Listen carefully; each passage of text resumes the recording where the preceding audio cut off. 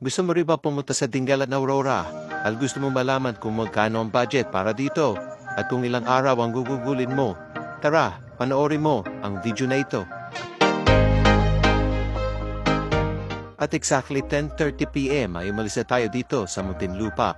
At pagdating nga natin sa Alabang, ay nagpagasa tayo ng 400 pesos para sa ating unang ultang. Dahil may natira pa naman na konting gas. At pagdating nga natin sa Balagtas sa Bulacan, ay dito tayo pinadaan sa Old Municipal ng Balagtas sa P. Castro Street.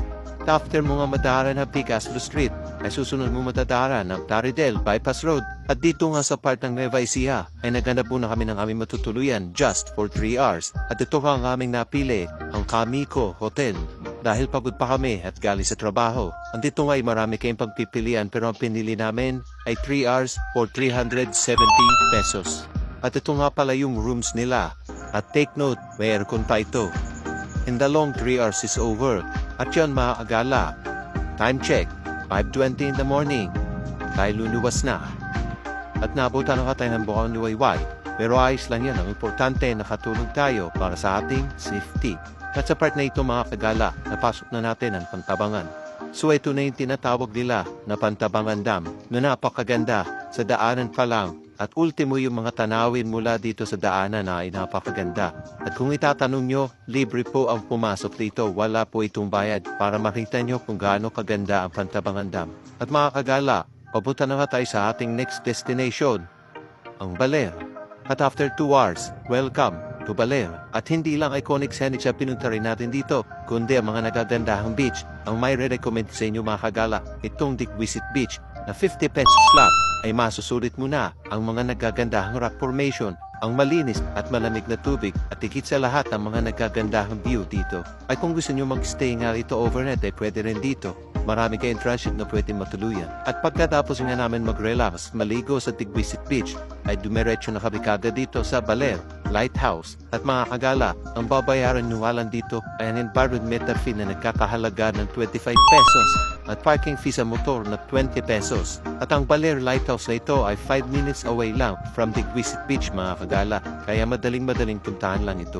At sa 25 pesos na environmental fee ay may enjoy muna ang mga nagagandang view mula sa itaas. Sa part na ito mga kagala, kami ay papunta na sa Bato Ferry River. At habang kami ay papunta sa Bato Ferry River, nakita nga namin ang tapsihan na ito na sobrang sarap na pagkain na kanilang ino-offer at worth 375 pesos lahat ng aming nakain. At nakarating na nga tayo sa Bato Ferry River na ubod ng ganda at masarap maligo rito. Kung gusto nyo rin mag-stay overnight ay pwede rito. At ang susunod nyo na madadaanan ay ang Gabaldon Welcome Arc na sobrang ganda at babalik-balikan nyo talaga dahil sa mga gandang malabunduking mga tanawin ito. At dahil nga sa alanganing oras na mga kagala at medyo risky na kung pupunta pa tayo ng Dingalan Aurora kaya naghanap po na tayo ng ating matutuluyan dito sa Gabaldon, Nueva Ecija. At ang napili nga natin ay ang Stone 8 Resort. Ang halaga na pag-stay namin dito overnight ay 1,500 pesos only.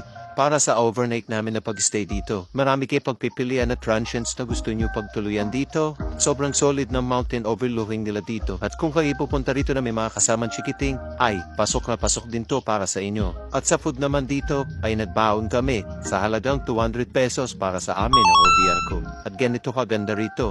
At ultimo ang kanilang swimming pool na pasok para sa chikiting. At silipin natin ang mga room na available dito sa Stone 8. So ito ang kanilang room. Pagpasok nyo pa lang sa room nila ay mapapawaw na kayo sa ganda.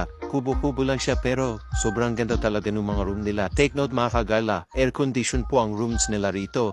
At when it comes naman doon sa CR nila, sa bathroom nila, ito po. At kinabukasan niya mga kagala, kaya agaran na kaming umalis upang pumunta sa Dingalan Aurora o sa Grotto. Bago ka nga makarating sa Dingalan Aurora ay madadaanan mo muna ang mga nagagandahang mountain scenery. And of course, hindi mawawala ang iconic signage ng Dingalan Aurora. Madadaanan mo rin ang Rivera's Punto de Vista. Sa halaga 10 piso ay pwede ka na mag-picture at mag-sight viewing. At ito nga ang grotto na may environmental fee na 50 pesos per head. At sa 50 pesos nga ay ma-enjoy mo na pag-picture at ang sight viewing. And of course, ang Batanes, the East, na bago ka nga makarating ay kailangan mo muna pumunta sa Dingalan Port at sumakay ng bangka na sa halagang 1,200 pesos ay makakarating ka na sa Batanes of the East. Pero kami mas pinili namin na magantay na makakasama para sa joiners para males ang aming bayarin. At mag-ready kayo dahil may kasama itong trekking na more than 20 minutes. At lahat naman ng ito ay worth it dahil bukod sa napakasarap ng simoy ng hangin ay napakaganda ng mga tanawin dito. At bago nga kami makarating sa Dingalan Fort ay nagparaga muna kami ng 128 pesos para sa 2 bote ng gasolina. At pagdating nga namin sa Nueva Ecija ay napagas muna kami ng full tank at 360 pesos hanggang sa aming pag-uwi. Ang total nga natin para sa ating gasolina sa ating rates na ito ay 888. At para naman sa food natin for 2 days, ang total ay 1,225. At sa transit naman natin, ang total ay 1,870. Para naman sa pagsakay natin ng bangka at mga environmental fee, ang total ay 1,140 pesos. Para naman sa 2 days rides natin na ito, ang total na nagastos natin ay 5,123 pesos. Pero kung Gabaldon at Dingalan lang naman na pupuntahan mo ay kayang-kaya na to sa isang araw. Pero mas suggest ko sa inyo ay gawin nyo ng 2 days para masulit ang pagpunta nyo rito. Mga kagala, paalala lang, ride safe and peace out.